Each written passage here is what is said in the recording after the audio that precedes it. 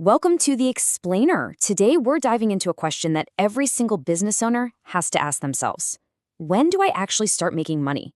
We're going to find that answer using a really powerful tool called break-even analysis. So let's imagine you've just started a business, maybe selling cool custom t-shirts. This is the exact question you'd be asking yourself.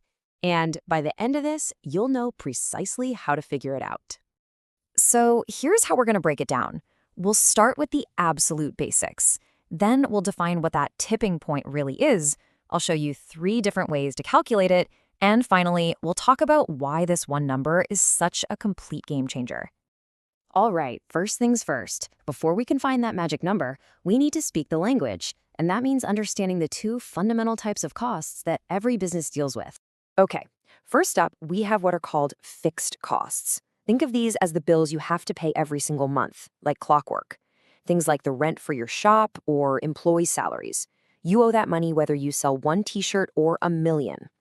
Then you've got your variable costs. These are totally different. For our t-shirt shop, this is the cost of the actual shirt, the ink, all the stuff that goes into making one single product. The more you make, the more you spend. Simple as that. So you see the difference, right? Fixed costs are, well, fixed. They're your stable baseline. Variable costs go up and down depending on how busy you are. And when you put them together, that's your total cost of doing business. Okay, we've got our building blocks. Now let's talk about that tipping point. What is the break-even point really? It's that perfect, balanced moment in your business's life. You've paid all your bills, covered every single cost, but you haven't made a single penny of profit. Not yet, anyway. To put it even more simply, the money coming in from sales is exactly the same as the money going out for costs. You're perfectly balanced. All right, that all sounds great in theory, but how do you actually find this number? Well, there are actually 3 main ways to do it, and each one gives you a slightly different way of looking at the same answer. First up, the old school way, but sometimes the easiest to see, just using a simple table. Let's stick with our t-shirt business to see how it works. See, when you lay it all out like this, you can literally just scan down the income and expense columns, and boom, right there at 5 t-shirts, the numbers match up perfectly. That's our spot.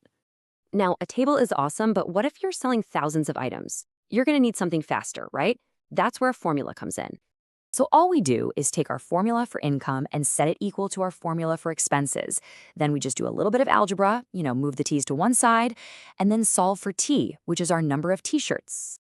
And look at that. The math doesn't lie. We get the exact same answer, 5 t-shirts. That's our break-even point, confirmed.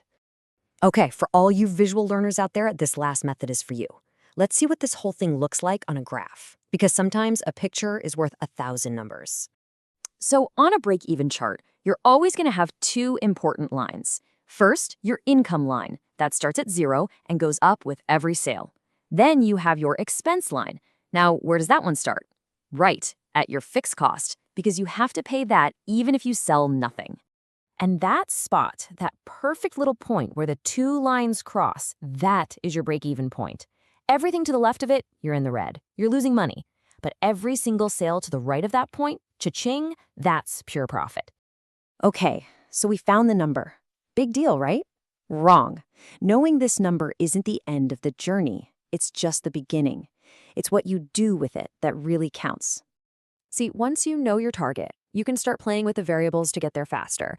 You've basically got 4 levers you can pull. You can sell more, you can cut your fixed costs, you can raise your prices, or you can find cheaper supplies to lower your variable costs. And that brings us to our final thought.